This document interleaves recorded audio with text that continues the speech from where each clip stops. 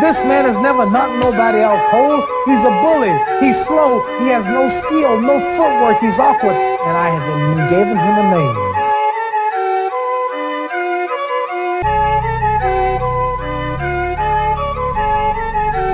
Because he fights. When he's fighting, if you ever watch him in the ring, he drags like that after his opponent.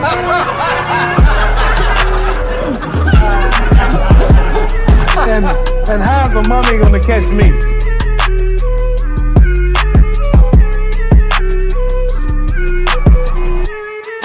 And all I had to do was to go out and beat for a man who had no skill, no class. Seriously, the man had no skill. I don't know why the world is so foolish to believe in him and think that I wasn't going to win.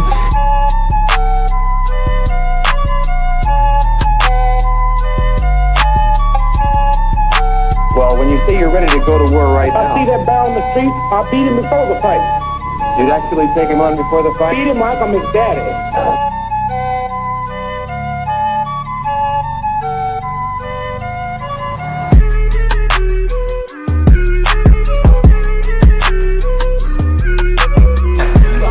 Basketball players out there, football players, they want to beat so bad, they want to get everybody. I'll go to Mars, I don't care.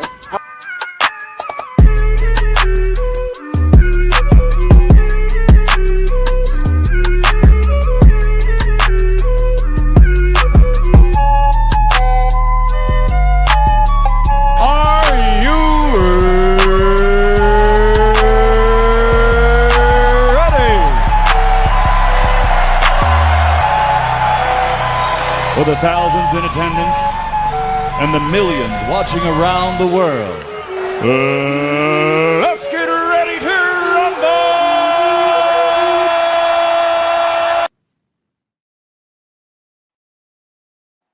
Yo, how's it going, everyone? Welcome to another edition of Lights Out Sportscast Debates, okay, where we dare you to debate. And, today we're doing a little bit of improvisation because me and got my good friend Ro here, good enough to join me from King's Row and 10 Toes Down Podcast. So he's here, and we're really going to try and tackle the question and the overall issue of another narrative, another, what we consider a bad take, right? And here at this channel, you know that we are all about dispelling bad takes and kind of getting to a middle ground, right? And today we're going to tackle the question of, did any top 10 player really have no help? And so let my co-host introduce himself. What's up, bro? Yes, I am the understudy today, King Speech, last minute. But I'm always humbled to get on here and talk, man. I'm kind of addicted to it. So I actually dropped a nice video on my channel if anybody want to go see it. It's on an account I had last night. But man, I love this topic. So I'm ready to tackle it. Yeah, no, absolutely. And I think this is a topic that you and I, for a change, will be locked up in. Yeah, 100%, because it's a terrible narrative. I mean, you have really the only time you ever see this narrative pushed is if it's to prop up a single player above another. And Bingo. Let's just keep it a buck, right? Specifically LeBron James. Yes. And I mean, I really have never heard this argument come into play if we're debating players before LeBron had go conversation. Never have I heard this argument being implemented to the degree that it has now, to the point where it's just like the first thing they go to, right? And so I think it's just I mean, obviously I think it's insane, but yeah, where do you think it originates from? Well, actually, I would say this, okay? It pretty much started with Jordan's early years, right? Because you had, obviously we know the situation. Jordan, those teams were making the playoffs right away. But, after Orlando Rovers, the 2 seasons, by 87, he's not there. So he plays the Celtics for a second straight time. And, obviously there's no secondary star there. Okay, well, then next thing you know, they had a pretty good draft class in 87. And by 88, still no secondary star because, as we know, Scottie Pippen, none of these guys were stars yet. But Jordan started winning playoff series, right? Well, again, eventually Scottie Pippen, developed into the player he was, or his Grant developed to a solid player. The Bulls put a solid core around him, and once they were able to do that, they were able to get back to the juggernaut, Detroit Pistons. Every team, in my opinion, every team has a natural progression of building. Once you go from bad and you draft a superstar early in the draft, and then you build a team around that. Some teams have done a better job of others. As a Knicks fan, Patrick Ewing, we got him nice pieces. We really never got him a second 20-point scorer. And in my opinion, that's one of the reasons why, or consistent one at least. That's one of the reasons why my Knicks haven't won a championship in 53 years. But other than that, but even then, here's the thing. Even as a Knicks fan, I will never use the Patrick Ewing didn't have help. And again, he's not even a top 10 player, but he is an all-time, Dart will have his little issues. But, if he were here.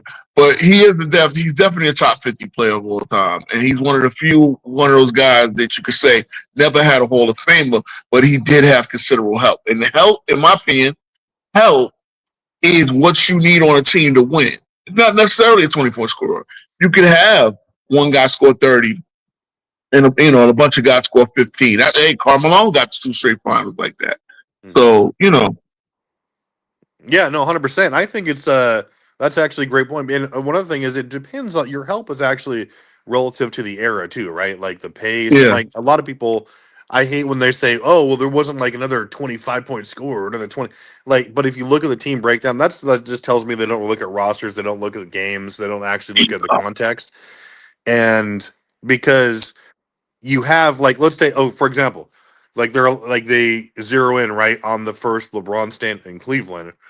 And specifically, they're like, "Oh, he had no help, no help, no help." But then, if you look at it, they were especially from 2006 onward, for when they were winning 60+ games or whatever. That was consistently a top 10 to 5 defense all the time. And if you look at some of the times they lost, right, I think this series deserves a little bit more shine, and we've been kind of shining some light on it more recently, right? When the Cavs went up against the Celtics, obviously we know it's the teams, how they matched up. But look at game 1, for instance, right? Probably in most respects, maybe the worst game of LeBron's playoff career. 2 for 18, 12 points total, 10 turnovers. Yep. And then you look at, but that was the game ended in only a 4-point difference for the Celtics. Why was that? Well, because you had guys like Zydrunas Ilgauskas scored 22 points, right? On 44. By the way, LeBron shot 11% that game, right? You got guys like Wally Szczerbiak, 13 points. Again, chipping in from there. They were hitting the boards, right? Ilgauskas got 22 and 12. Again, all these guys were coming in there more efficient, only 70 points a lot. And more importantly, they were defensive dogs. People tend to ignore that, and they just look at the names, right? You don't see any brand names that jump off the page. And so they want to say, nope, no help. We don't care how they, and I saw you the day on GJK say, you asked him, and he literally said, it doesn't matter how they performed, right? The names weren't there. And so one of the worst takes ever. And so, just all evidence to the contrary. Woo, yeah, you left the show worst take, bro, because they're still right as we speak. And I don't know how many you got in the what's today, but y'all need to come over to these type of talks, because real talk, you guys deserve to blow up. I deserve to blow up because the shock jocks out there. Again, that's what it is. It's all about the names, And it's funny because I was in that circus last night on TikTok. I don't know if I told you this. I did send you one screenshot of the back and forth I had on one of my community posts, right? Yeah. Which crazy, yeah. Sharon Wright, a former NBA player of the 90s, was actually in that live. He came in to speak after me, and he wound up, really, we just talked back and forth, and he had some great stories. This guy was drafted in 1994, the pick right after Juwan Howard, and he was really telling us how things were in the league, this, second, and third. Again, he didn't throw nobody in the bus. He didn't tell no crazy stories, but he did tell the famous Stackhouse story, how Stackhouse was asked, did you get the better of Michael at North Carolina? And he's like, yeah, he didn't say anything, but Vernon Maxwell was hyping it up. and it got back to Jordan somehow. It seemed like Stackhouse was talking trash, and then Jordan took it personally and dropped 50 points on him in 3 quarters. So, Yeah. Stuff like that. Yeah, but it's like, to sit there and say No, that the 100%. idea. And I think you're 100% right. And you're right, Helly. I was GJK, and I mean, I'm obviously everyone reminds me of that, right? But people can people can change. People can wake up and realize that it's really If I could just change, not the place for for someone who really just wants to talk basketball and not just narratives focused on 2 people. And that, to me, that's not entertaining, and it's not actually what I signed up to do. And like, more power. Like me and King Speaks Row. Like, we don't have anything against people, against personally against certain channels, but when we want to actually talk about the game and talk about certain things, we want it to be inclusive to where we don't need to just harp on certain people who are just like not part of the overall structure. But like, I don't want you to talk about Jordan and LeBron every single day or pit them against each other. We want to be, and we're not afraid to talk about the lowlights and highlights of every player, right? Like, just because we want to push a narrative or impress people. And so, with that being said, that's what we're striving to do here. Like, we'll talk about it all. We don't play favorites, and not a lot of channels can say that these days. So, with that being said, one thing I wanted to add on. But let me see here. What's wrong? We've got. Let's see here. Was Casual here? Trying to get him up here. Oh, Cavs in the back.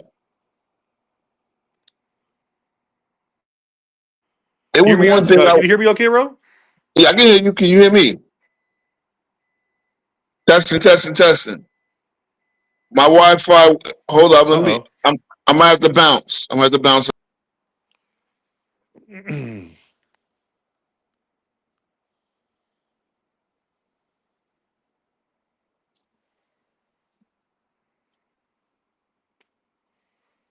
Anybody hear me?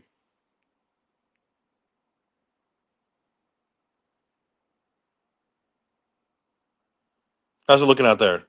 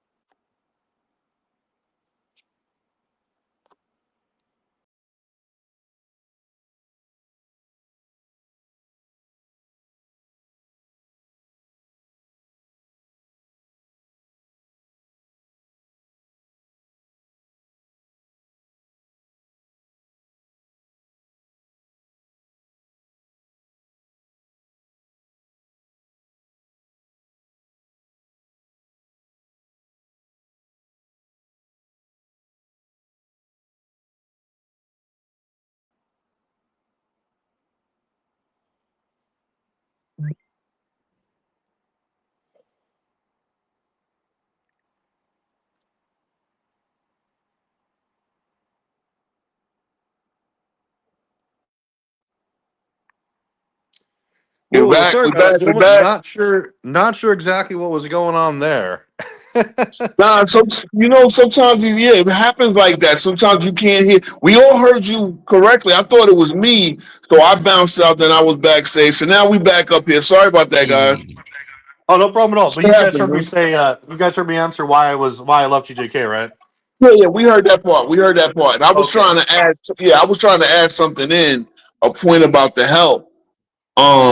I didn't think you heard me, and so then eventually I bounced out. But It's like we've gotten to the point now, and this is definitely from the LeBron side, where you get the player help, the player gets the player he wants, and now you're comparing him to the help. See, it's like this: how many times must they compare Jordan to Pippen? That's the most toxic part of this help conversation. I did several shows on what exactly is help for a superstar. Why is Pippen being great? And this is what Sharon Wright was talking about. Why is Pippen, as good as Pippen was, why does he subtract from Michael Jordan? Obviously, you want the best player to help another great player. The better they all are, the more success a team will have. Now you get to the point like look with Russell Westbrook. Well, Russell Westbrook was this bad. I mean, like, when you look at it, Russell Westbrook wasn't that bad. Yes, some of the plays look crazy. I thought that was the playing style. Like, you had him and LeBron doing the same thing on the court, and you really didn't have much in terms of floor spaces because their shooting was terrible. Something I predicted, and it's like now you have to. Now they wound up. Well, LeBron is better than Westbrook, so it's like no, they should have figured out a way to put all of their talents together, and they would have been more successful. You understand what I'm saying? Yeah, no, that's a great point. What's up, casual? Welcome, man. Where, as you can see, we're discussing if the narratives here are actually the case, whereas we're saying, did any top 10 players really have no help? Because that's been a narrative that's been obviously resurrected and piped up lately. And obviously, Ro and I think it's ridiculous and really just exists to pipe up or to really up LeBron's case here specifically. But what's your take on all that? Wait, say it one more time. What's your take on the he had no What's help up, casual? situation? Yeah, what's good, bro? What's good, Roski? What's good? You What's doing good, bro? alright? Yeah.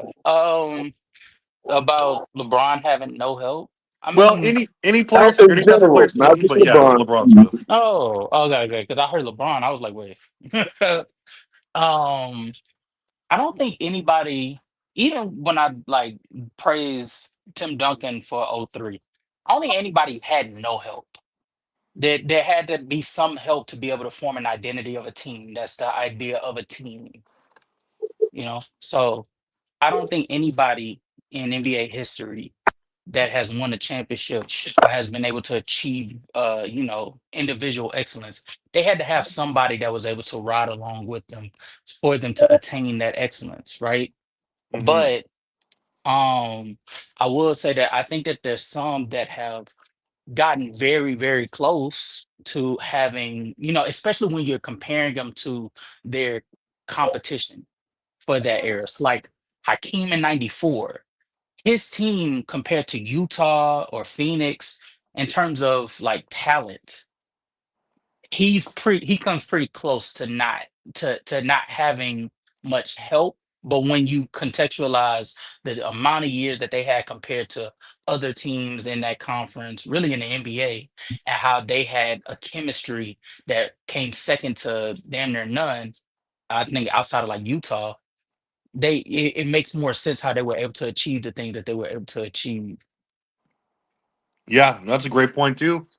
And I mean, yeah, Game 94 shout out. I mean, it's really just when you look at some of these rosters, like we were discussing before you hopped on too, like a lot of points here where a lot of time where you see these channels, they're really just shock jocks, right? And they look at and say, "Oh, he had no help," but they're really only looking at the names on some of these rosters, without looking at the actual production or context or things that went into that. Like I called out LeBron in I agree. 2008, and then obviously there was some different things about brought up Russell, but you see it being pushed that when they say no help, it's really just like just the names, like The name brand. Yeah, he wasn't playing with another or two other Hall of Famers, so he had no help, et cetera, et cetera. So it's just ridiculous. Even look, so you brought up 94 casual, right? In the Rockets.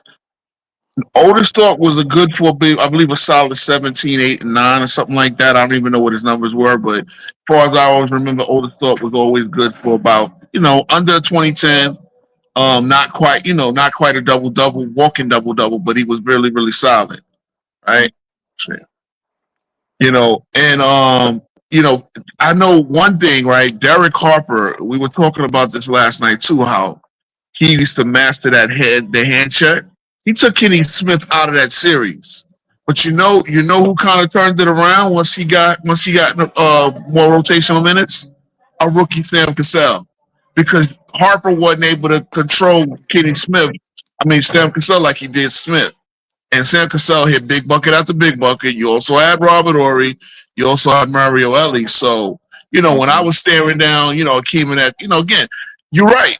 For name brand superstar help, Akeem probably had the least amount to win a championship. But when you look at the overall context of that roster, yeah, you had a lot. You had a lot of what you needed, and then Akeem was just better than you. And I can admit that even as the big Knick fan, Patrick Ewing fan, offensively he was way better. Ewing did do a solid job on the boards and blocking shots, but Akeem was just better than everybody those 2 years.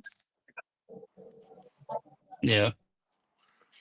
Yeah, no, that's a great point too. And yeah, I mean, we always point to. I debated Hakeem the other day, and like, I think one of the most underrated runs ever. But also, what I always point out too is that when they just start using the names, right? Like you said, you brought up Mario Elie. All these guys are like solid players, solid role players, and that's what you need, right?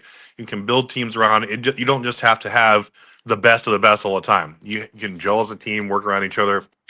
That's why when you look at like that first Cleveland run, right, with LeBron, and to the point where they were gelling, they did have apt players there. They were winning near the end. 60 plus win games, right? Best record in the league. People try to dismiss that, right? And they don't want to, they just say, oh, it's all LeBron. But you look at how they went on to perform in the playoffs, right? When LeBron, these players were stepping up a lot of the times. We mentioned some of the names against like the Spurs, right? Against the Celtics, against the Celtics again in 2010. LeBron had plenty of people stepping up in big moments, game 6, game 7s, like Delonte West, Wally Zerbiak, all these players. Old Shaq was pitching into, and I heard Ro bring up that point today. But you had these players were dependable. Their defense was incredible, and a lot of the times it just really came down to LeBron choking. 2008, almost single-handedly lost that series from him. 2007, one of the worst of his career. 2010, it melted down the last 3 games, right? And people will just want to say dismiss it out of hand, and that's when we draw the line. So you can consider someone a great player and talk them up, but when you shy away from like their lowlights and you say they didn't exist, that's when you just become a fanboy, and that's when you start saying, "Oh, he had no help," or "the roster sucked," and when the exact opposite is true. And those are just some of the examples that stand out to me. Yeah. I mean, look, I'm not trying to whip on LeBron, right? I am trying to whip on some of his fans. As you know, I had the exposure on my show on Tuesday. He had me on his show on Friday, and then I was on with FYF and him last night. And again, as you see, look, I think they put on for the camera. I think they are shock jocks. I think they do. They got their agenda to really pretty much, as you know, and that we, you probably was telling us, you told us story personally. I don't know if you told your audience why you love GTK, but it's all, the whole channel is about praising him at every state, and then taking as much credit from Jordan as, and see, that's where it gets toxic. So, at the end of the day, it's funny. Like I said, having an NBA player come on the stream last night and say, "Hey, look, I watch you guys, and it's fun to us. It's fun to us guys that played in the league. But like one thing is kind of crazy is y'all not guys who y'all are never on their level, right? So anybody that's played in the league is really, really good. So it's like the idea, because he didn't told us what he thought, because he played against Jordan. He wasn't in the league long enough to play against LeBron. But he told us Jordan was that guy. The aura was there.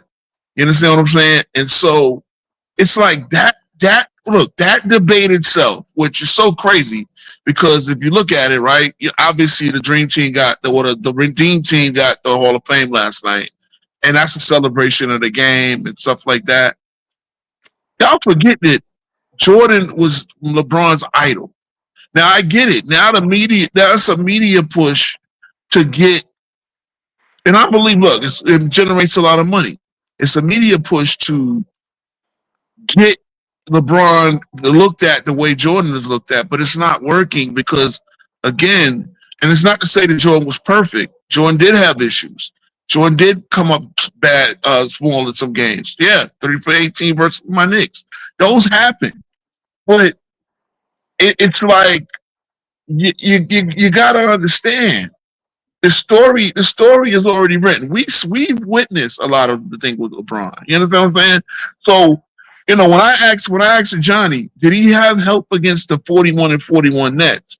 And I named. I said, name the Nets front court. He struggled to do it. Oh, you watched all these games, right? Okay, so I did it. I did my own research, and I remember being a New Yorker. Okay, in 07, and that's had Mikey Moore at center. They had Jason Collins at power forward. They had Richard Jefferson, and Boston Nakbar was the main big man off the bench. Now, I asked him. I told him, Gooden, Ilgauskas, and Varejao. They were very good rebounders, all three of them. They got to the point where they got more than triple, if you look at the totality of those three, triple the rebounds of their counterparts. I asked, was that help? No.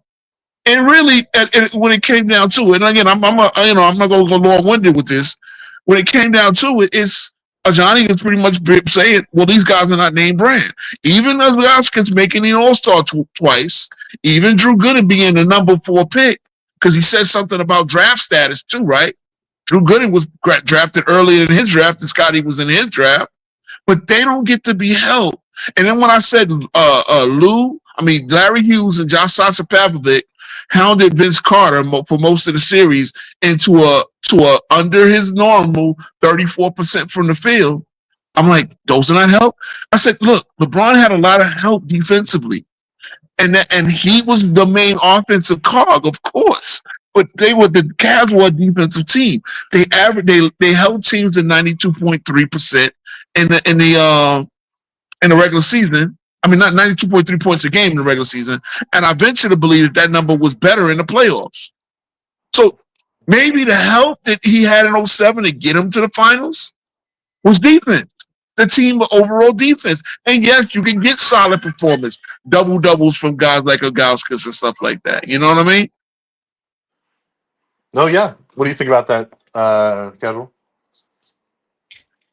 I ain't gonna lie to you. As you were going, I sort of lost the plot on like what was that for? Like what's the argument for? So I'm kind of recapturing a point that I made when Johnny was on my show. You pulled up, but I think you left earlier, right? Because I know it got crazy and hectic. But when I cleared the panel, it was me and Johnny, and I asked him. I said, "Were the guy?" Because I brought up the second round playoff series against the Nets, and I told him to name the front court of the Nets.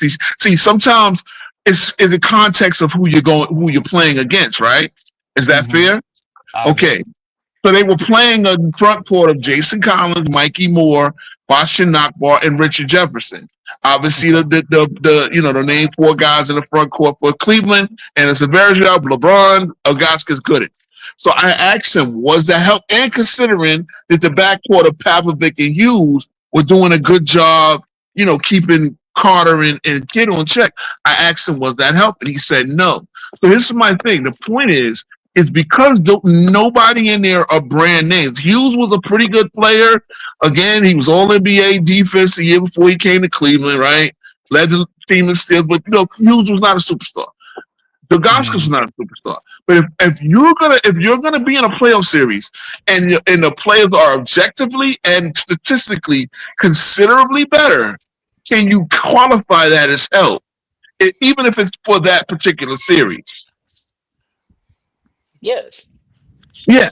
So that's the point. And it's like some of these guys, and like I said, Johnny himself, I'm calling him up. He said it was not help, and that's why I started clipping him up because it's like it gets to the point. See, now when you go to the next series against Detroit, kind of the same deal. It's like at the very least, Ilgauskas and them held their own against Weber and Rasheed Wallace. You know what I'm saying? Rasheed Wallace probably the best front court player other than Bron in the series, right? But Oh yeah. Drew Gooden and Ilgauskas and Anderson Barrett, again, these guys are strong rebounders. And then I made the point in the finals, well, the 4-5 combination of Ilgauskas and Gooden, they had 30 offensive rebounds, and they had more rebounds in the front court combination of Tim Duncan and Fabricio Alberto. So again, I said, Ajani, was that because it's funny because he came on my post and he said because when I brought up the points per game production for Kobe's help in 2008 against the similar Spurs team because Spurs this only 1 year later, he's like, well, where's the rebounding in the defense? I said, oh, the other night on my show, you didn't want to hear about rebounding the defense. Well, guess what? I'll tell you what the rebounding the defense was. They actually out rebounded the front court of the Spurs in the finals as well. So where are we going here now? You know, it's so crazy that people, because the names aren't sexy, they say that somebody has no help. Or this is what I'm saying, because guys like Gooden and Ilgauskas and Larry Hughes, they deserve better. He didn't drag a team of bums. He dragged a team of solid players with a great overall team defense, and they made a finals run. And that's how it needs to be said. Not he dragged a team of bums, because there were no bums in that thing. What up, C-Dub? What's going on? Can y'all hear me? Yeah, man. Yeah. Oh, what's going on, guys? Doing pretty good. Yeah, I'm gonna shut up and give me a plate right now. I got a barbecue going on. I'll be back. So as you can see, CW, we just joined in here. We being casual and Ro have given our takes about really the narrative that we've seen, especially like the last couple of weeks, right? About quote unquote people having no help, specifically. If you want to say, but LeBron, and like I brought up the point that I really haven't heard that narrative to such a degree until like the quote unquote GOAT debate started ramping up to the point that it has now, with people trying to discredit somebody, raise up another person, et cetera, et cetera. But we believe that there's no such thing as no help, right? Especially when you see teams that are consistently winning a lot of games, winning in competition for rings, winning rings, and every player, especially top 10, has had help to some degree. Like, I just think that's one of the worst narratives out there, and I think it's easily counterable. What's your take on all that? Yeah, I completely agree. I was listening to you guys. Yeah, there's no way you can have a winning record and have no help. I mean, you can just, if you've ever played basketball and you have no help, you know that's one of the most demoralizing things to you. You won't even want to play hard if the guys around you aren't playing hard or even giving effort.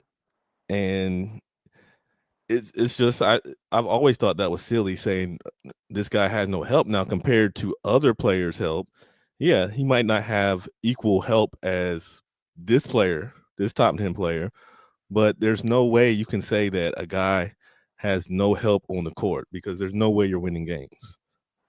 Not at all. So it's just it's silly. Yeah. No, I disagree with that. I think to a certain degree, Okay. when you're reaching a certain level of skill set, you could be able to see a great amount of success, even with minimal help. Take Kobe Bryant in 06, for example, or Bron in 2018, or Jordan in 86. Well, not even 86, 87. I think you can see a great amount of success, but there's a clear gap to how much success you'll see. Because I think that ultimately you run into a team. You can get lucky maybe once or twice, right? Like you come into a team Yeah. that's more talented, more cohesive, better coached, right? And you can get lucky, and because we're playing in a sport where an individual can be able to dictate the outcome of a game more so than any other sport, you can get lucky for maybe a series or two. You can even get into the finals. But there's gonna come a time during that season where you're going to meet a team that's just outmatched. They out skill you, they out talent you, they out execute you. They're just overmatched for you. And there's no way you can overcome it. Well, And I so mean, my go question, ahead. I'm sorry. question would be, what do you consider help or no help? well, again, I think when it comes to no help, I think it's I think when it comes to no help, I think it's built upon the identity. So if your identity is defense, but you only have one or two legitimate defensive pieces that could be able to execute what the coach sets out for them to do, then you're not dealing your teammates are not helping you at that point because the identity of the team isn't even built around their skill set, right? Hmm. And we know for like 98% of the league, majority of these players, they need to be in an ideal situation for their skill set to be maximized. Right? Like if you're a spot up Hmm. shooter, but you're on a team like the Grit and Grind Grizzlies that primarily work inside out, Hmm. you're not going to get as many opportunities to be able to maximize your 3-point shooting. But if you go over to, let's say, the uh, you go over to the San Antonio Spurs, your Spurs Hmm. 2013. Oh, you if say you're Marco Bellinelli, you're gonna have a field day in that system because you're Hmm. gonna get all the open shots that you want at the 3-point line, right? Yeah. So I think that's what I mean when I think of help is basically the talent and what exactly is the talent what is the situation that the talent is in for them to be able to utilize their skill set to the max. And Hmm. then when I think of Hmm. help, I think of the talent being in an ideal circumstance with ideal personnel to be able to assist in making their job just as easy as anybody else in the league. Take a JJ Redick that was able to be put in a situation with the Clippers where they were running pin downs for him to be able to hit shots at the top of the key routinely. They were relatively open, and he had the perfect point guard to be able to get him the shots at a moment's notice, right? And he Hmm. had interior presences like DeAndre Jordan, Blake Griffin, that could be able to occupy the paint to keep the defense honest. So it sort of made him that much more lethal. That's help.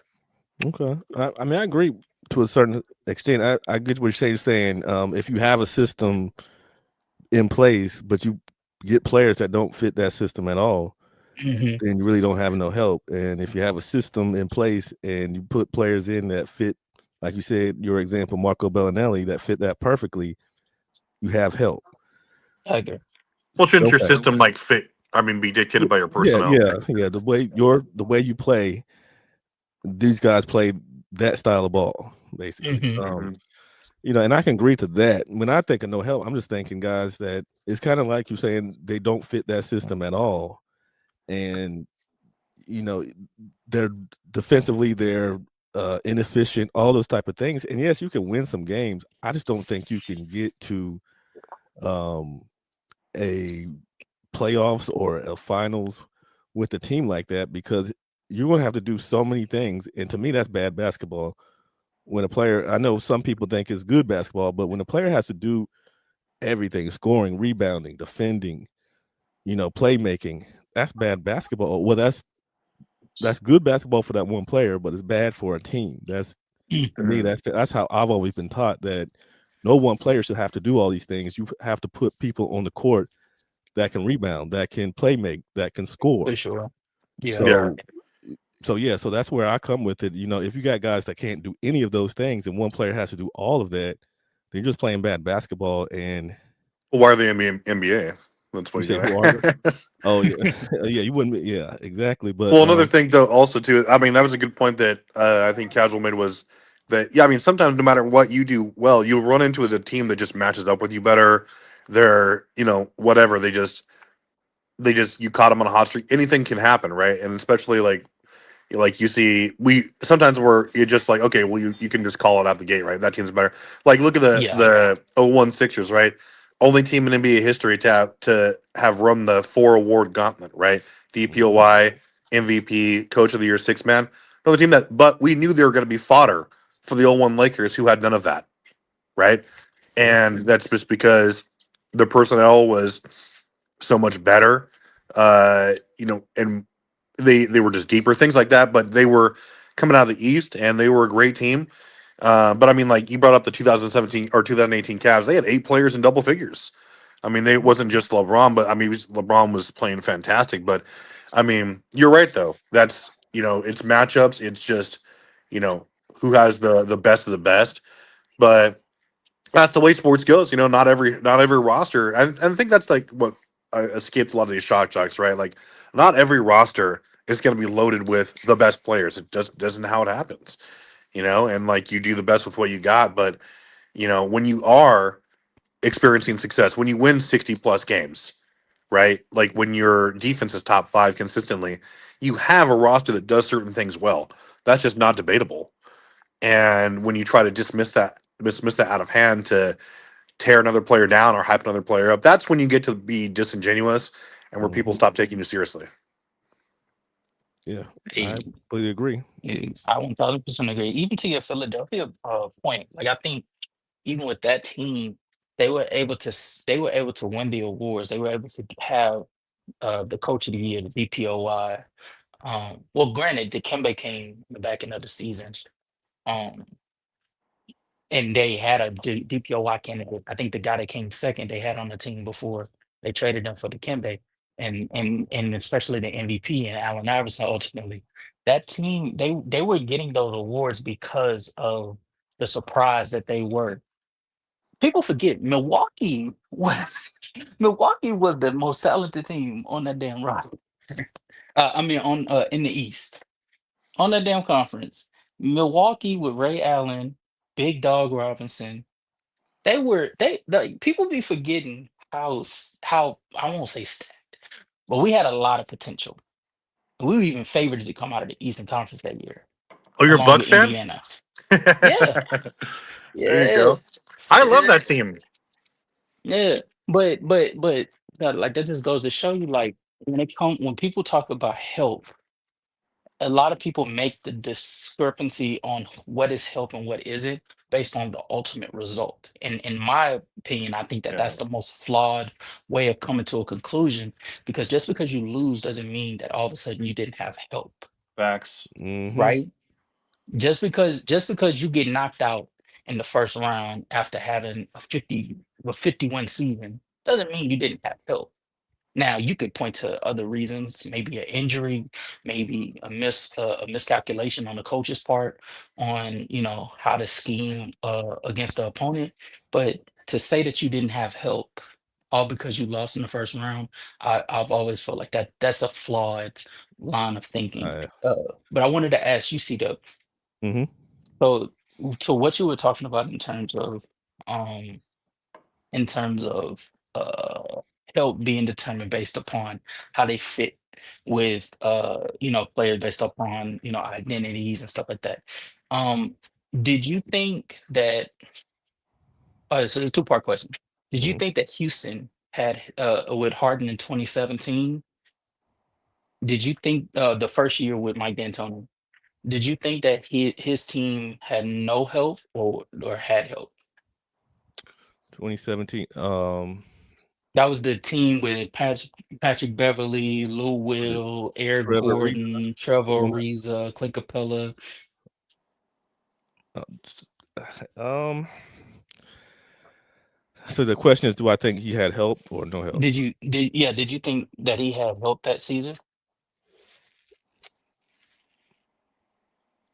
I do, because I think he made a guy like Clint Capella more important than he probably would be on other teams at that time. Hmm. So I think he had help. He had guys that could, and he had the guys around him to do the defensive part of the game where he could kind of control the offense, and with a guy that could finish like Clint, even a okay shooter in Ariza, I think he had help. Okay. And did you think that Westbrook that same season with OKC with Victor Oladipo, um, Enes Kanter, Steven Adams, did you think that he had help with that team? Yeah, but he didn't have. I don't think he quite had the players he needs typically to go further. I think he had enough help for them to be a playoff team, or at least in that 8-10 range playing team. But I don't think he had a team that could reasonably be a conference finals team. Mm, okay. See, I differ in like that Okay. line of thinking, because I think that year is like a perfect example. Those two teams for that year is like a perfect description of like why I think that help is based upon the talent, based upon identity. Because when I think of, well, oh, that's Ro. Hey, Ro, we can hear feedback from you. But when I think of help when it comes to like that OKC team, I Hmm. think of how much minutes are being spread out between Ennis Cantor, rookie Domantas Sabonis, I think it was Kyle Singler, like You take it back. Yeah. non right? Yeah. That's Non-defensive. the old Dookie, but yeah. Okay. Like this is non-defensive guys, but Yeah. obviously that team is built upon, sort of similar to Philadelphia back in the early 2000s, a defensive identity and the load of offense in terms of like playmaking and scoring is primarily, if not solely, put upon Westbrook's shoulders. And Hmm. they didn't have the pieces to be able to hold up on the defensive end like that. And so I think I actually would argue that he didn't have help that particular season. Oh, you saying Russell No. Westbrook didn't have? Yeah, I don't think he had Okay. help that season versus somebody like the Houston Rockets that I agree with you. I think based upon what we know Mike D'Antoni's Hmm. uh what's And power to wasn't be. Terrence Jones on that team too? 17 On Rockets? Terrence Jones on Yeah. 17 Rockets? No. I think he was on 16. Okay. I mean, 17 Rockets were like the worst defensive team in the league. They did have the sixth man of the year, right? Eric Gordon. But I mean, like, Eric Gordon and Lou Will were 1 and 2. Pat Beverly. I And they mean, had Harden led and the they league had in Montrezl assists. Harrell. And they had Yeah, Montrezl but Harrell. yeah, they had. Yeah, I they thought did. he had help. I thought that was a good team though. Yeah, I think no. I think the Rockets had help. I think the Rockets Mhm. had help, is especially compared to OKC because that team, based upon what we know Mike D'Antoni's all offensive heavy systems to be, it fit right in. It had a whole bunch of attacking goal, close out masters that could be able to, what I'm saying, they could catch the ball Yeah. at the wing and be able to attack a closeout and be able to keep the ball moving. And you also have somebody in Harden that alongside somebody like Clint Capella, who similar to Amari Stoudemire, is not a floor spacer, by any stretch of the word. Like obviously Amari had like a mid-range, but like that wasn't his strong suit. His strong suit was Mhm. being able to put pressure on the rim. No, Amari Similar Stoudemire to was the best 3-point shooter in league history. that is crazy. And similar to Amari Stoudemire, Clay Capella was, his specialty was putting pressure on the rim, and Harden being, as good as he was in the pick and roll, he fit right in. He fit Yep. like a glove. And so I think for the Rockets, that help that was alongside Harden fit more in tune with what he likes to do and what the coach was trying to implement than what OKC was trying to do and what Billy Donovan was trying to implement. Hmm. Hmm. I agree.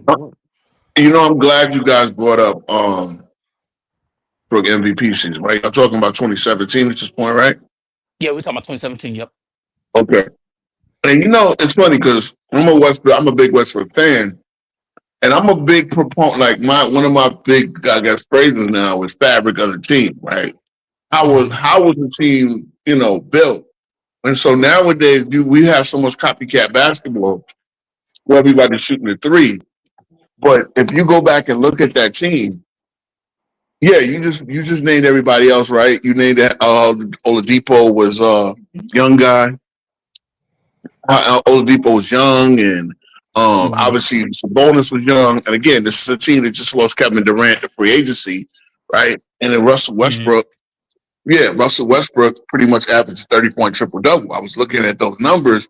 He won the scoring title that year, and he was like second or third. And I think he was second to Harden in assists, right? In assists, yep. Yeah, Mhm. it was crazy. Russell Westbrook gets a lot of criticism for that year with stat padding there, right? And I think that really is a bad narrative. And shout out to Sharon Wright again. He's one that said stat padding exists, and Johnny thought he was bringing that to me because I don't think stat padding exists either. I don't think we all know what obvious stat padding is. Like when you try to, the game is over and you're in there trying to get extra rebounds or just get your numbers up or get a triple double, whatever. I don't think that was what Westbrook was doing. Now they did lay him a lot of rebounds. It's because when you look at Russell Westbrook, he is one of the masters of creating the fast break off the defensive boards. Usually, a fast break comes from a steal, a long 3-point outlet, right? A long 3-point shot where the guys get a running start, they beat the other team down the court. Russell Westbrook was good at getting the ball, bringing it down court. So a lot of the times, that's why they were only into the rebounds.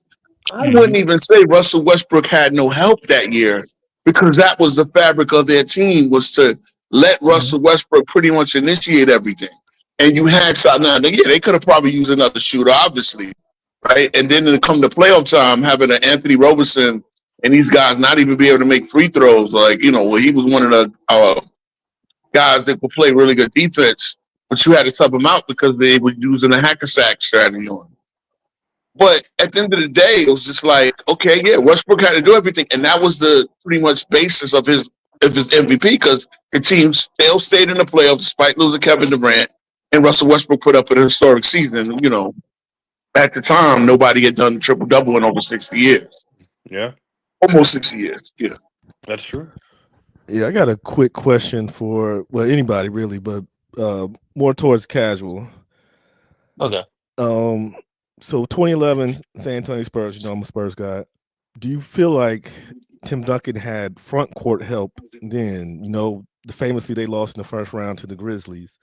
But do you think that they had the front court help needed to win? We're talking about 2014? 2011. 2011. Yeah. He was center full time by then. So Yeah. they were putting, I think that was when they were putting like Richard Jefferson like small ball forward, right? And it was like him. I want to say like DeJuan Blair, Matt Bonner. Yeah, George. Matt was, Bonner.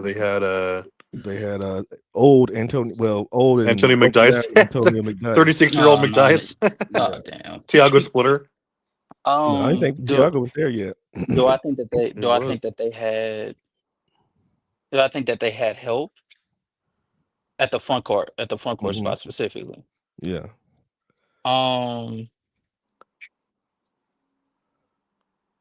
Yeah, Splitter played 60 games that year. Yeah, they were 60-win team. Yeah. I would say yes, because I believe that when you have enough people that can be able to rotate properly at a specific position, right? So like if I remember correctly, I think Tiago Splitter was playing power forward that year. That was his rookie season or sophomore season. Who'd you say? Tiago Splitter. I don't think he was playing then because I think You sure? he was a rookie that year. He played 60 games for him. He only played 12 minutes though. Yeah, he was, because his starters were most times were Duncan and McDyess. Mm-hmm. And he wasn't starting for sure. Wait, is this one of those center seasons where he's listed as a power forward? McDyess in his last season was playing more minutes than DeJuan Blair in big 2011. Oh, man, yeah. Very cool. Yeah, this was when best season of all time. More center. Yeah. I don't know if y'all heard me. Is this one of those center seasons where he's listed as a power forward? Nah, he was playing. I think he was listed as center this year. I think he played like 100% center at the time. By this time. It wasn't Tiago Splitter. No. No, he was started at center. He played 76 games. Yeah. It was him, Rich Jefferson, Manu Tim, and George Hill. Or not George Hill, but DeJuan Blair was starting. Oh, DeJuan, but I was about to say, McDyess on his last leg. Starting some. A full-time center. Yeah, he made all NBA power forward that year, didn't he? I don't think so. No, he didn't make it. He made an All-Star team, but he didn't make the All-NBA team. So you cooked, huh? Yeah. No, not cooked. I mean, it probably was the same thing in 2010, and if you go to 2012, it's probably the same thing there. But okay. We talking about 2011 though, bro. We talking about 2011. You gotta stay on top. All right. Real All world, right, all right, all right. Duncan's the best player in NBA history. Yeah. Hey, you ain't gotta tell me twice. Okay. I will say, I'll say yes, but it's with a caveat. It's Mhm. he had help, but it wasn't. Uh, it's not impactful enough to consider it like to put them over the top to as an excuse for Yeah. why they were able to maintain. Because I think they were the best defense in the league, if not top three that 2011, they season. were they were only 11 in defensive rating that And year. defensive rating. What about points allowed?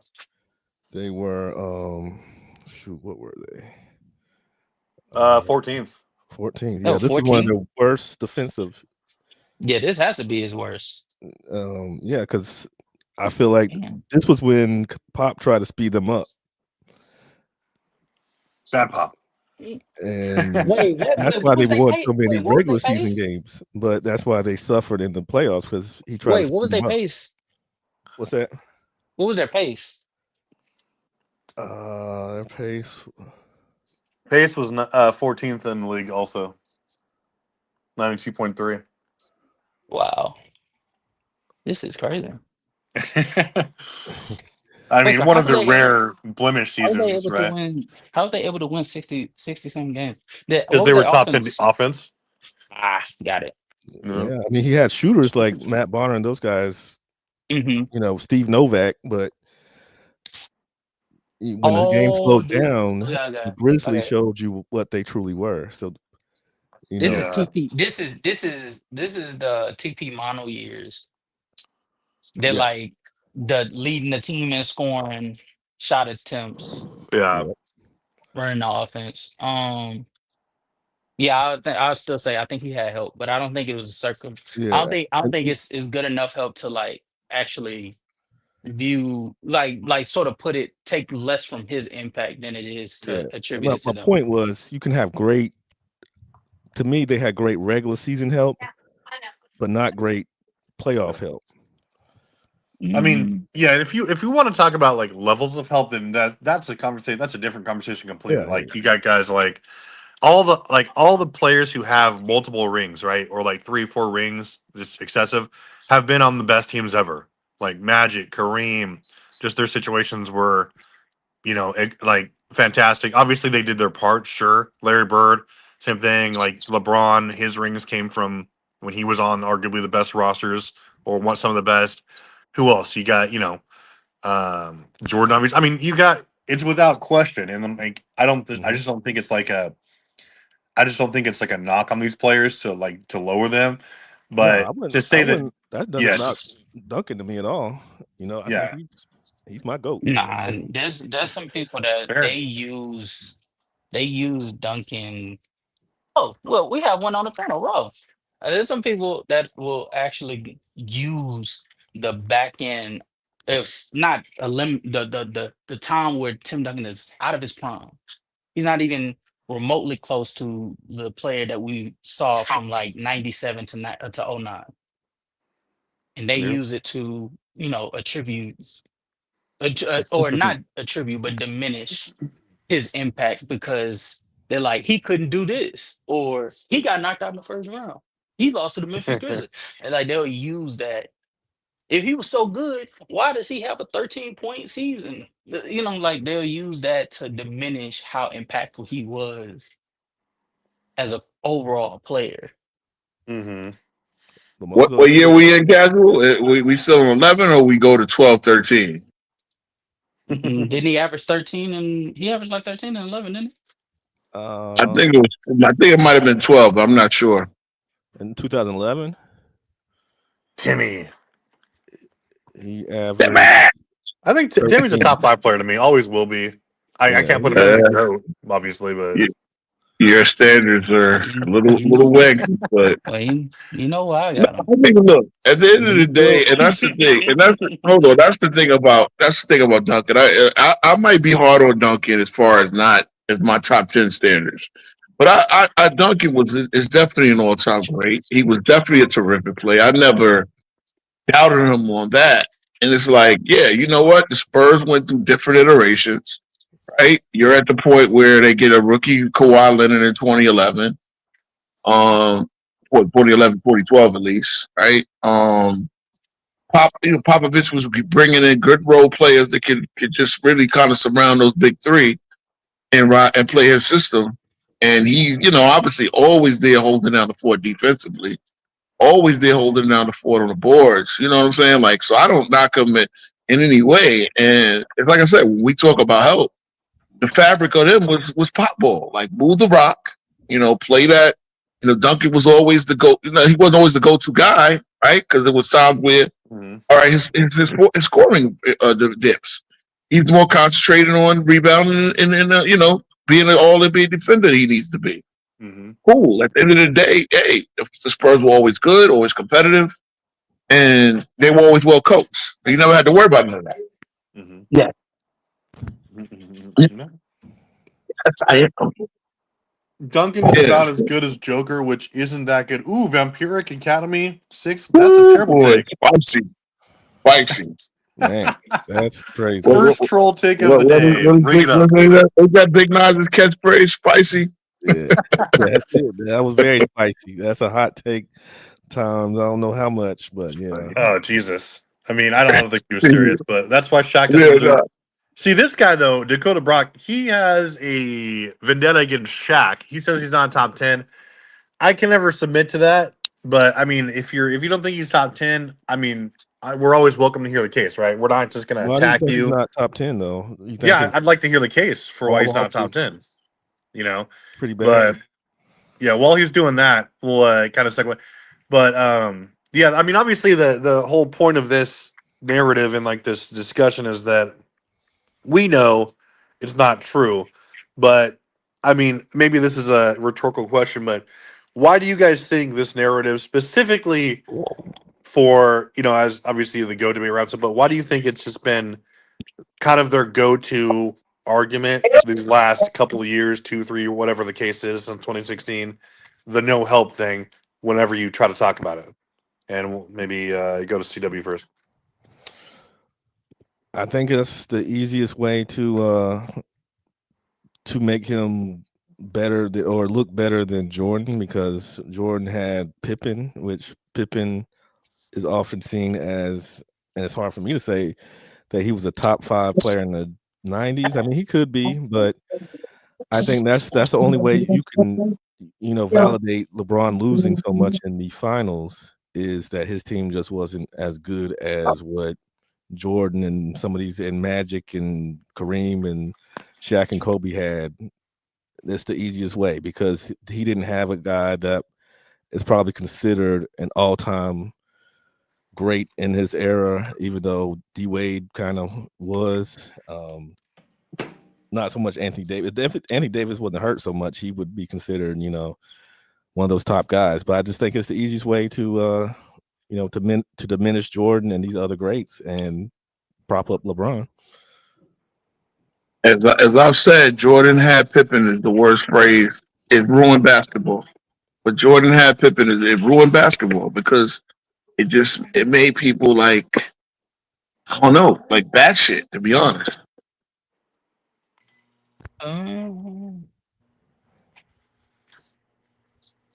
Yeah, I'm not touching this. I mean, what?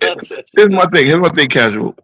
Should Jordan apologize that Pippen developed into a, great all-around player on the team? Because no one ever said, I'm telling you, no one ever said, but Magic had Kareem, and Kareem had Magic.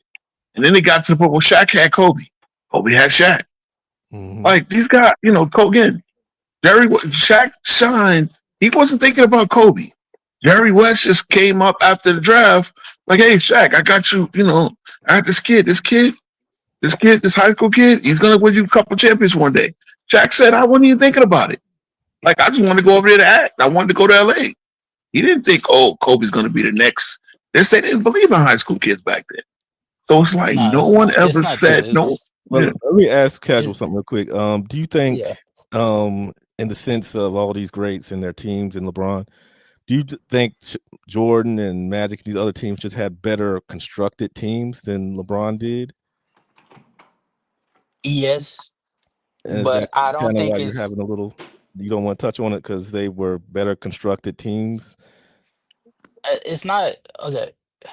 I think it's where you going? Hey, all right, man. What's going on? Yes, sir. I think the reason why I don't want to touch on it is because I'm a firm believer that every all-time great needs an all-time great to be able to ultimately win a championship. I think that dating back to the 60s and 70s, when Wilt Chamberlain was hopping from team to team to be able to tag along time alongside an all-time great to be able to, obtain the elusive championship he was chasing, or in the 70s when Moses is hunting ultimately, in the late in the late 70s, early 80s, where he's hunting for, that all-time great to pair alongside. First it was he thought it was Calvin Murphy. Calvin Murphy, there was obviously a cap to how impactful he could be because of the time period he was in. And so ultimately Moses goes to Philly, or Bill Walton going to Boston to pair alongside um Larry Bird and them, right? Like I think when it comes to you being an all-time great, it's measured, or not measured. It's hard for you to win a championship if you don't measure the pieces that are around you that could be able to like sort of give you an advantage to get you to that point to where at once you get there, unless you're in like a fucking like odd ball situation that like nearly like 90% of the league history has never been in, it's typically up to you to be able to seal the deal on, and where exactly your fate is going to lie, right? And I think when it comes to LeBron specifically, LeBron just happens to fit that bill when he gets into the finals, like majority of the time. Like we're talking about all-time greats after all-time greats, teams that he just so happens to fall in line against at a certain period of time. When we're talking about the Boston Celtics during the late 2000s, that's one of the greatest defensive units this side of Bill Russell or Tim Duncan. When we're talking about the Golden State Warriors, that's one of the greatest teams with or without KD we have ever seen, right? Like shit, you're Spurs, C-Dub. Like we're talking about one of the greatest team units in NBA history in terms of the system that they were running, how amazing they were, fluid they were at being able to execute. But we're talking about one of the greatest teams in the playoffs in terms of on net rate, net defensive, net efficiency that we have ever seen. Like he just so happens to fall against these guys, but at the same time, he's going to different situations to get him to that point.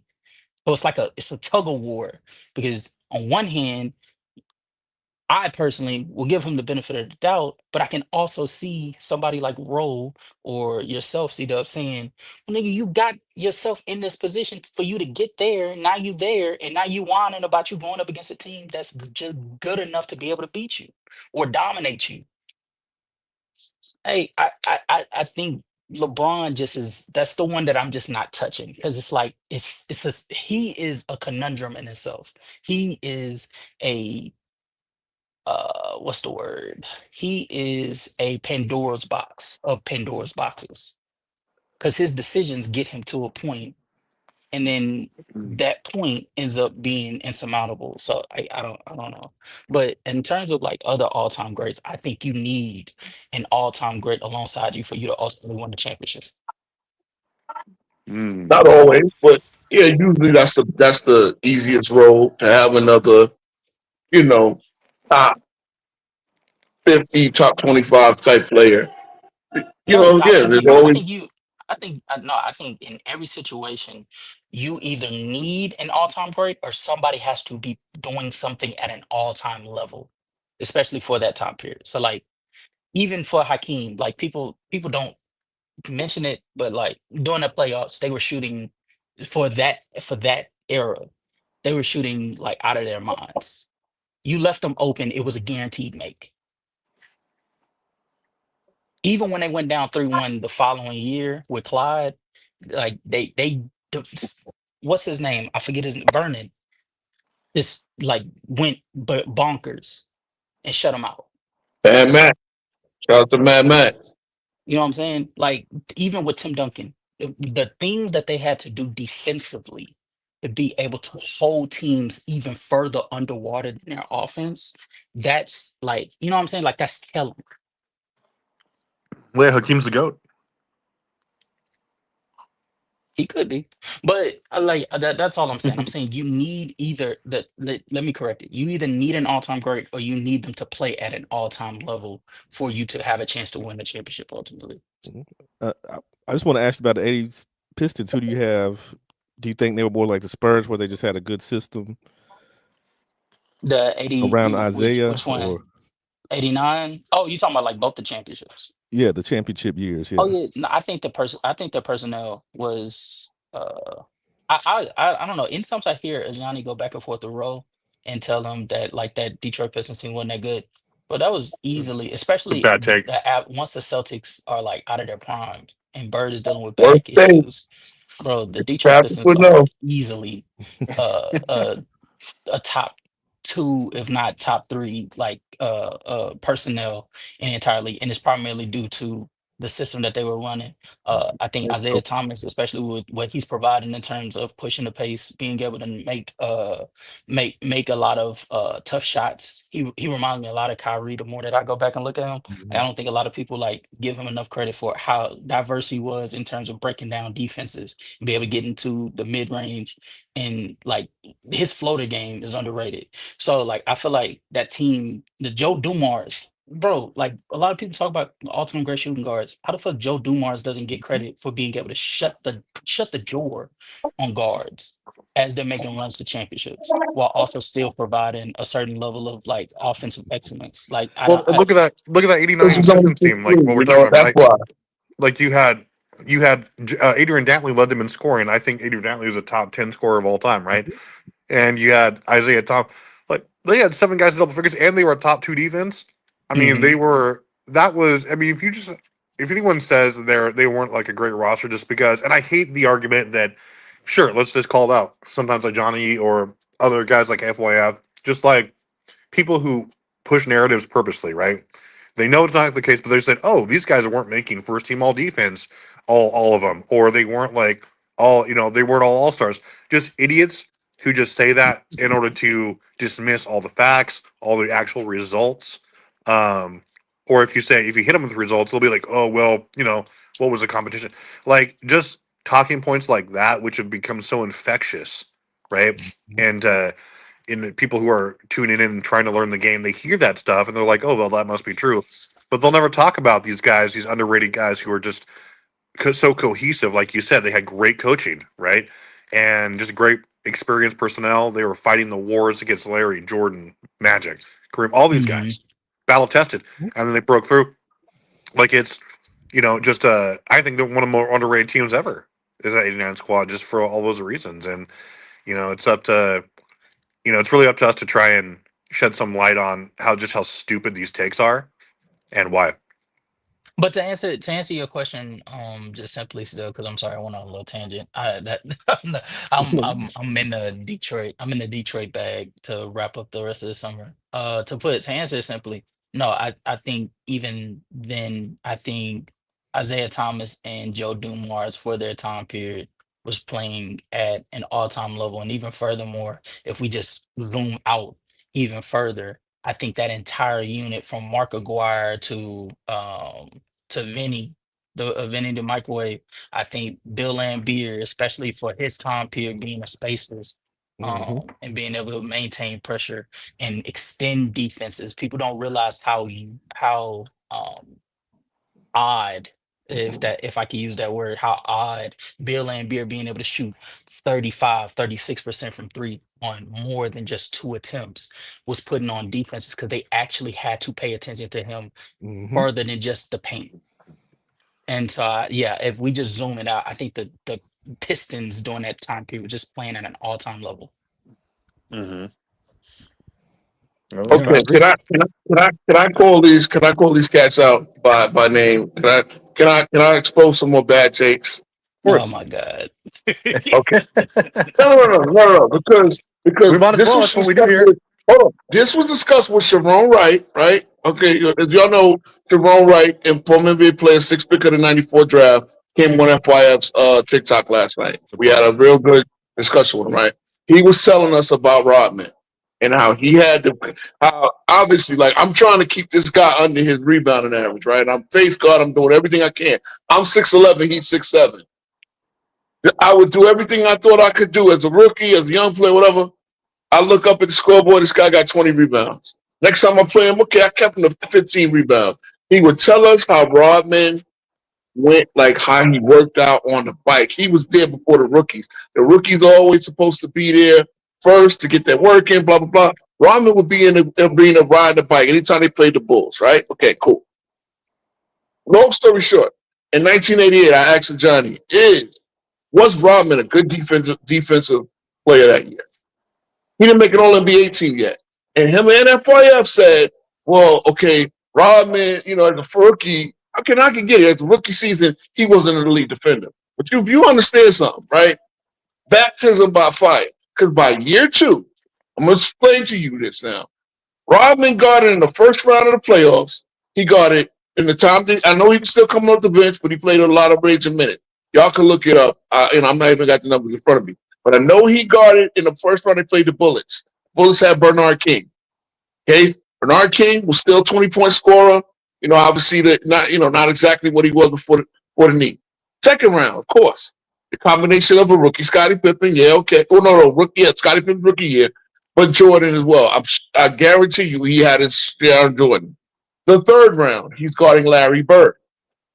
The fourth round, the finals, and they took him to 7. He guarded Magic Johnson and the combination of Magic Johnson and James Worthy. Is that not a baptism by fire? Could you not say that Rodman was contributing defensively to the Detroit Pistons?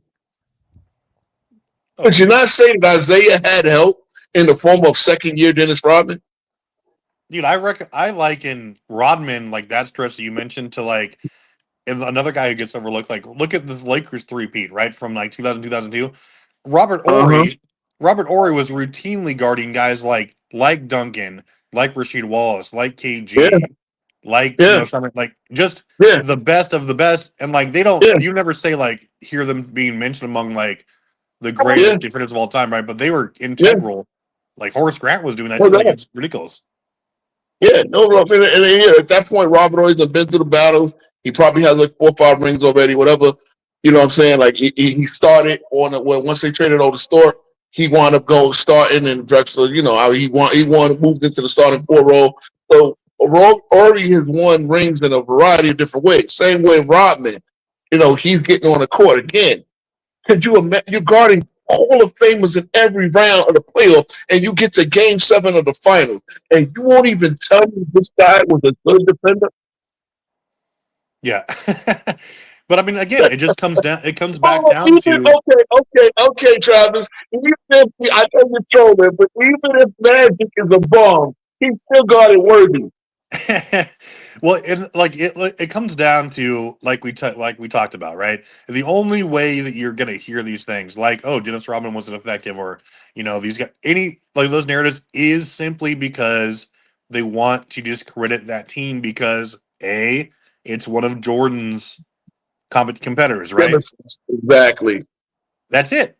Like you know in your heart that's not true, but they can't be good because they can't give Jordan an out, and they're afraid they're afraid that like their talking points or their whatever won't hold up because they're like it won't stand on their own. Like you can't just talk about some other player's highlights and his complete resume without saying, oh, but conversely, this guy, his competitor's competition sucked.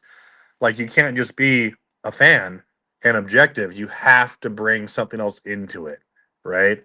And the sooner we can get away from that and kind of dispel all the narratives, the better. Well, let me ask y'all something. If y'all know that that Ajani and them are like disingenuous, and outright nasty with their takes about the 80s and 90s, like for the sake of diminishing Jordan's competition to ultimately diminish his legacy so that they could big up LeBron. Why do y'all entertain it? Good question. Because there's so many people who buy their bullshit. And this is the thing. When you come into contact with them and you wind up coming into contact with them in your comments, Facebook, wherever. Because I started with Facebook. It's funny. I just commemorated Jeremy Lin retirement. When Linsanity came, that's the first time you saw me talk sports on the internet, period. I used to be in these Yahoo groups, the comment section after the game. That's where I started. Then I came over to Facebook, and that's when I started with Facebook with the Linsanity, because I was like, yo, Lin is good and all this, but wait a minute. Y'all trying to divide my Knicks. So that's when it's funny, like we're in full circle at this point. But there are still people who I've been talking to for 14 years on the internet and shit like that who still believe these stupid narratives. So that's why I said, okay, let me get my ass to YouTube and get a YouTube channel or whatever, because I'm sick of typing with them. Because when you're in the comments, you gotta type back and forth. Now you got a platform where you can go live. Okay, well, I'm gonna address these stupid talking points because so many of y'all are brainwashed by these dumbass narratives. That's the thing. It's like as Travis said, I'm trying to knock down stupid narratives. Same way I'm doing on my channel. You know what I'm saying? And again, these are the leaders. So yeah, I got to give them some shine because I know what they're doing, and I know that it's a grift. But I got to expose the grift. It's a grift. Y'all were telling an NBA player who played against Rodman, what Rodman was in early in his career, and it just doesn't make sense. And to actually add on to that, Casual, you're right. They don't deserve it, but also it's a way to set up our main focus, which is to eventually start piping out or sending out more content that's objective. Like, we'll discuss series, we'll discuss careers, and not have the shine that they do on it. Whereas, like, we can say, hey, this player is great, and I have him ranked here, and then not have to point to, oh, but his competition was trash, so was there. Like, without doing that, we can just discuss what happened, what the game is, and then at the same time leave their trash narratives, where they belong. In the dumpster. Well, Ro and C-Dub, y'all gonna have to deal with them for 2, maybe 3 hours, depending on how long these games gonna be come season start. Oh yeah, it's funny. It's funny, man. Johnny's in our little thing, right? But yeah, it is what it is. It is what it is. At the end of the day, they'll have their audience really, and like we'll have ours. Our whole thing isn't going to be like, I'm not going to have shows based upon, oh, we're just going to talk about GGK. Like, no, we're just going to do our thing and hopefully get a higher class of audience where they know they can come here, hear about their favorite time in the NBA or hear about what's going on without having us be like, oh, but also fuck this guy, So I'm hoping it'll be just basketball talk and not LeBron Jordan talk. Yes, Let's hope 100%. Actual. My thought is we got to put it to bed so we can talk about the other shit. Again, like I said, I have my top 100 players. That's the mistake right there. I know. That's what I'm saying. It's so great. It's so the algorithm is pushing it so much. There's so much money in it, and I said this. There's money in this shit. At the end of the day, you know what we do, man? We all talk.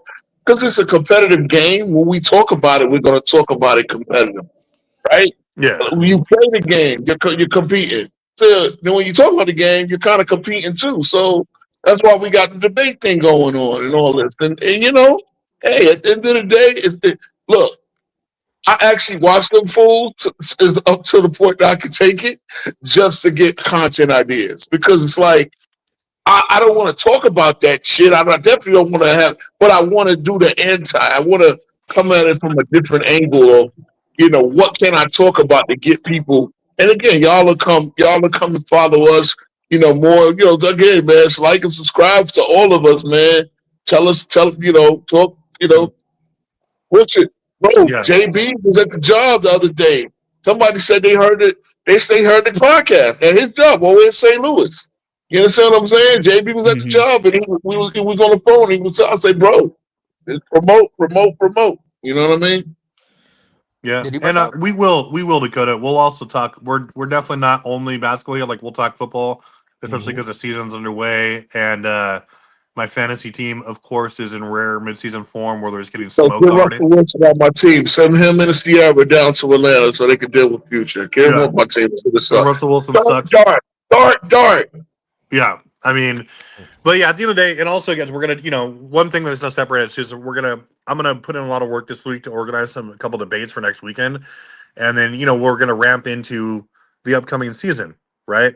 And do previews. We'll talk about all that, what we think, and then obviously, guys, one thing we want to also, and we'll kind of do a little maybe wrap it up right here, just because we want to, there's a lot of football going on, but.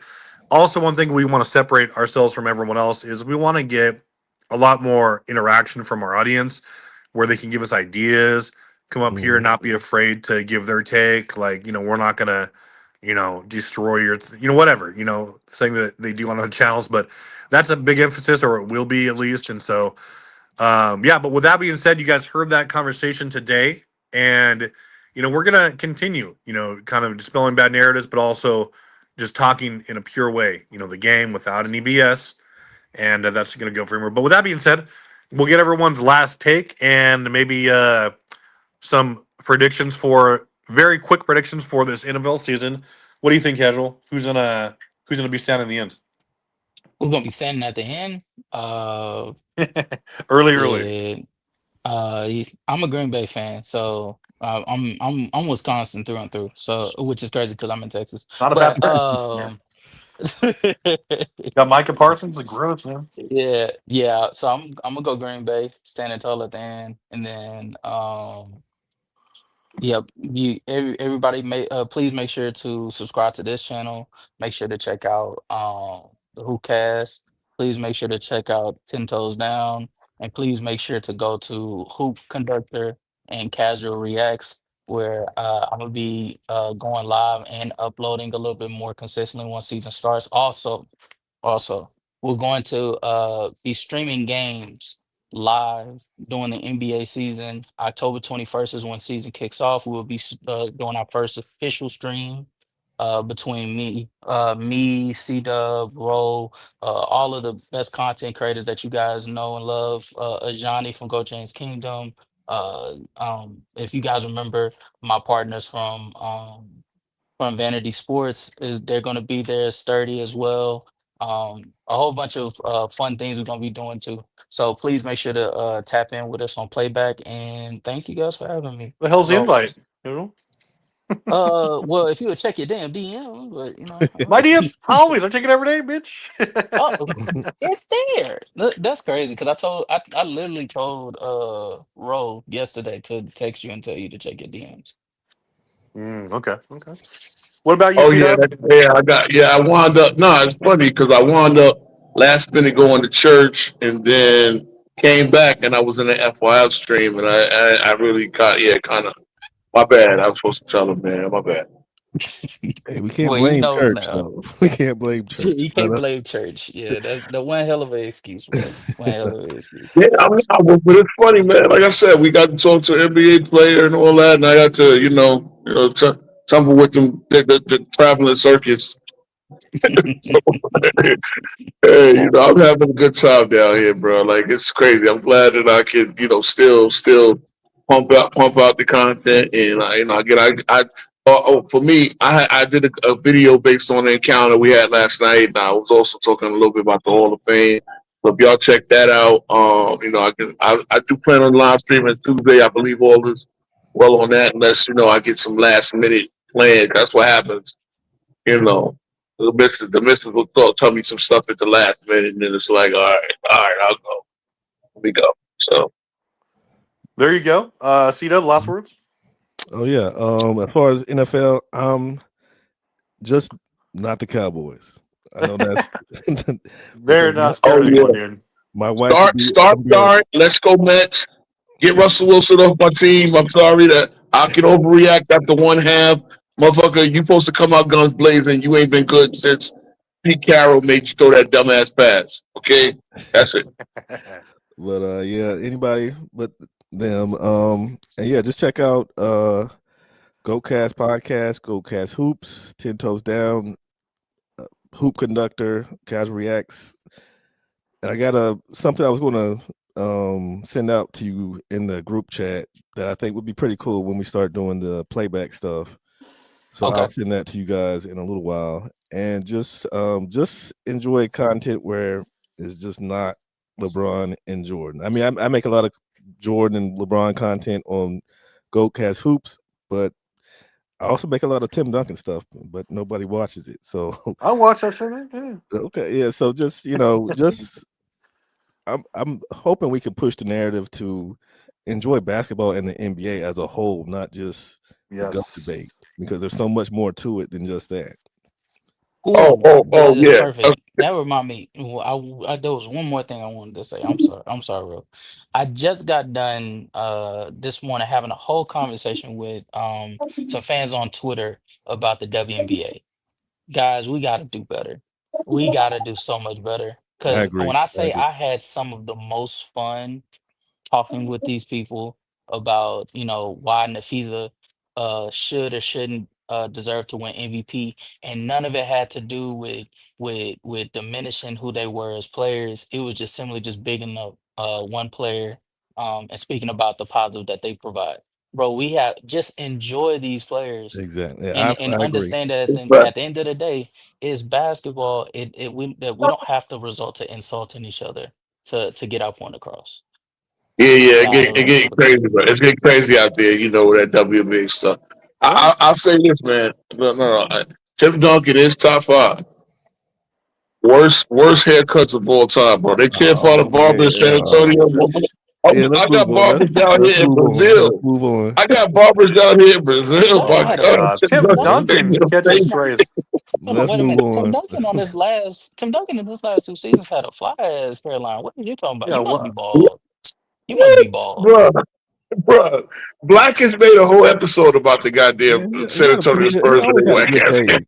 He always had a I don't Man, understand he the had hate a for salt. TV, Man, man. he had TV's the the little goat. salt. He had the little salt and pepper. He had a taper fade. Yo, he made millions, man. What you He talking couldn't get a about? decent pair of jeans from Ross, bro. Like, fucking all these brothers.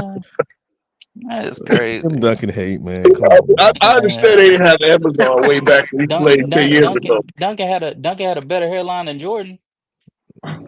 No, they You don't mean talk about that. Never mind. bald We can Jordan? wrap it up. We can wrap it up.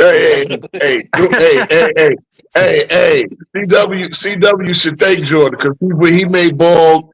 He made bald. He made bald cool. Yep, just like I Wesley. rock the bald head, but Yeah.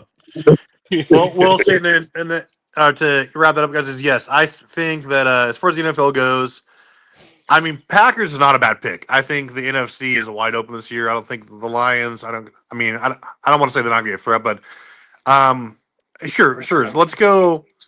Oh man, I mean, let's go Packers. Let's go Bucks. Packers, Commanders NFC title game. Man, that's such a cop out, man. Who do you got coming out on top, Trev? Okay, no, okay. I'm gonna say the Buccaneers win the Super Bowl just because I'm a diehard fanboy against the Packers. But either way, let's just go do that. And anyway, like these guys said, guys, plug all their channels, like and subscribe. They're doing great content, great things. Jump into our Discord.